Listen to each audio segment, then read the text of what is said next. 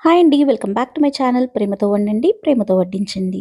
ఇవాళ మనం ఈజీగా తక్కువ ఆయిల్‌తో అటుకుల మిక్స్చర్ ఎలా చేయాలో చూద్దాం. చాలా చాలా బావుంటాయి. స్టార్ట్ చేసే ముందు మన ఛానల్‌ని ఎవరైనా సబ్స్క్రైబ్ చేయకపోతే సబ్స్క్రైబ్ చేయండి. ఇంకా బెల్ ఐకాన్ పైన క్లిక్ చేయండి. ముందుగా హాఫ్ కేజీ అటుకులను తీసుకున్నాను. ఇవి పేపర్ అటుకులు. మనం మార్కెట్‌లో వెళ్ళి షాప్‌లో అడిగితే పేపర్ అటుకులని ఇస్తారు. చూసారా ఎంత సన్నగా ఉన్నాయో? ఇవి తీసుకోవాలి. ఇప్పుడు స్టవ్ పైన ఒక పాన్ పెట్టేసుకొని దీంట్లో అటుకులను వేసేసుకోవాలి. ఒకేసారి ప్యాన్లోకి రాకపోతే కొన్ని కొన్నిగా వేసుకొని వీటిని మీడియం ఫ్లేమ్లో బాగా వేయించుకోవాలి.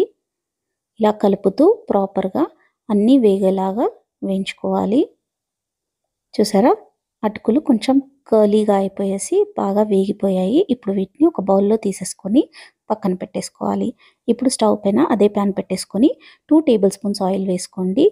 హాఫ్ కేజీ అటుకులకి 2 టేబుల్ స్పూన్స్ ఆయిల్ అయితే సరిపోతుంది. ఆయిల్ బాగా వేడైపోయిన తర్వాత ఇప్పుడు ఇందులో 1 టీ స్పూన్ ఆవాలు, 1 టీ స్పూన్ జీలకర్ర వేసుకోవాలి. ఇప్పుడు ఇవి లైట్‌గా బ్రౌన్ అయ్యేంత వరకు ఫ్రై చేసుకోవాలి.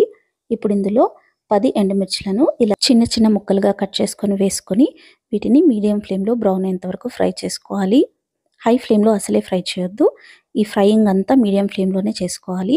ఎండుమిర్చులు ఫ్రై కాగానే 2 కప్పుల పల్లీలు, 1 కప్పు పుట్నాలను వేసేసుకొని మీడియం ఫ్లేమ్‌లోనే బ్రౌన్ అయ్యేంత వరకు ఫ్రై చేసుకోవాలి. ఇలా కలుపుతూ ఈవెన్‌గా ఫ్రై చేసేసుకోండి.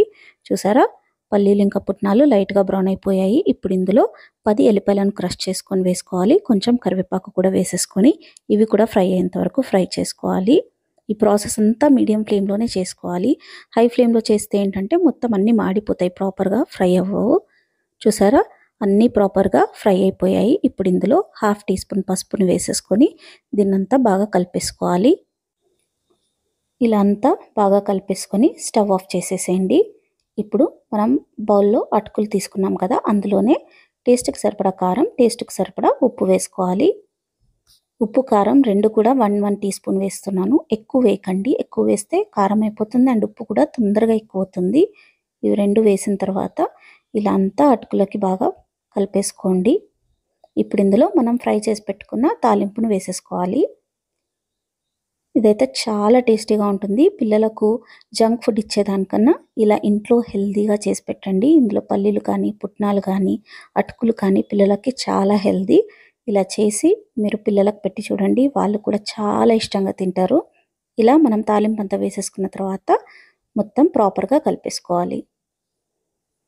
ఇది మీరు చేసి పెట్టుకున్న తర్వాత దీన్ని ఎయిర్ టైట్ కంటైనర్‌లో పెట్టేసుకొని స్టోర్ చేసుకుంటే 10 డేస్ అయినా కూడా అవి అలాగే ఉంటాయి.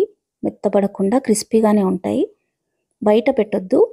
ఇవి చేసిన తర్వాత కొంచెం చల్లగా కాగానే ఎయిర్ టైట్ కంటైనర్‌లో పెట్టుకొని స్టోర్ చేసుకోవచ్చు. చూసారా ఎంత ఈజీగా చాలా తక్కువ టైంలో తక్కువ ఆయిల్‌తో స్నాక్ రెడీ అయిపోయిందో.